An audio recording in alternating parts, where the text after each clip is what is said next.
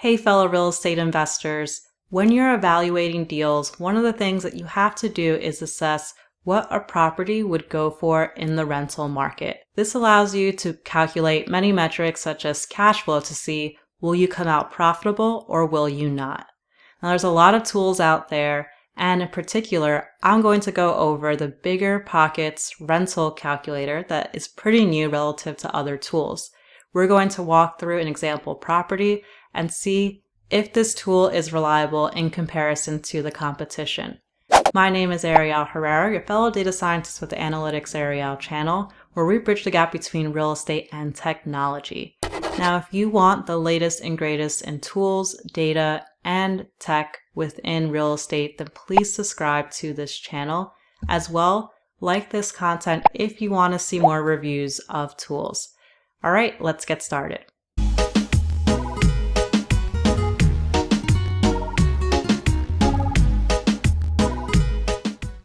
A lot of you may be familiar with BiggerPockets. It's one of the first things that comes up in a Google search when looking to how to become an investor in real estate. Now, if you have a pro membership, one, follow me, and two, then you have access to lots of reports. They have different calculators in order to assess fix and flips, buy and holds, and they also have a rent estimator, which I'm going to assess now to see how useful it is. So if we click Get a Property Report, it's going to bring us to this page. You enter an address, it goes to their database, looks for properties that are similar, and then if there's no good comps, they'll let you know. But if there are good comps, they're going to return a value as to what this property would likely go for the market for rent. Now we're going to use this sample, which is 116 John Street in South Amboy, New Jersey. As I already have a property there and I'm very familiar with this area, I have a good understanding of what this would go for rent. This property is about 1,400 square feet, 2 bed, 1 bath, so a fair amount of space for a 2 bed, 1 bath.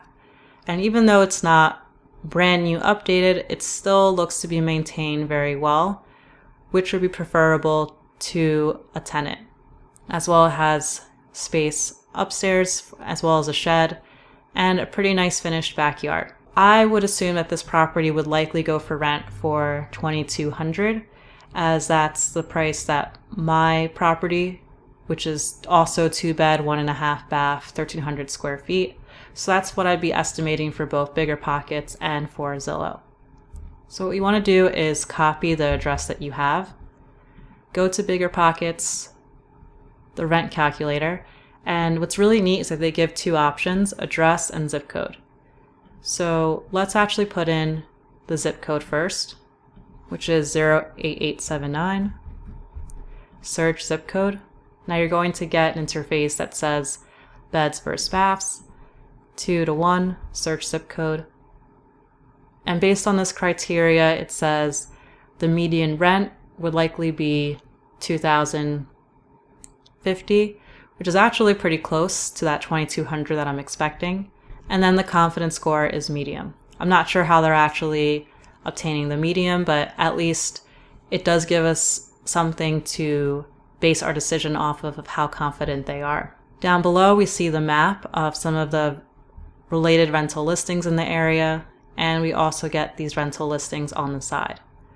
If I click one of these, it looks like it's going to bring us to the BiggerPockets insights for properties, which looks to be pretty much the same page. And there's property details, which in this case isn't filled in. So from zip code, we can say that this is not too far off from the price I expect. Now let's look at the address.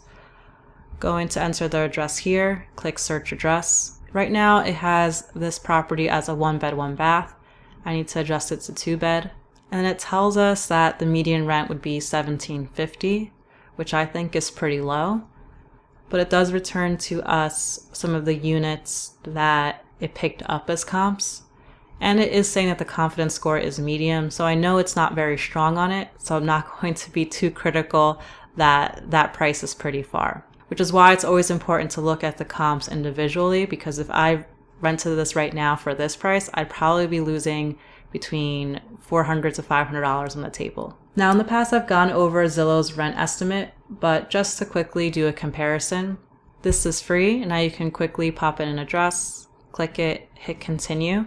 And what I love within the price my rental from the Zillow rental manager package is that it gives a little bit more information that we saw in BiggerPockets. And again, this is actually free. So it shows the rent estimate.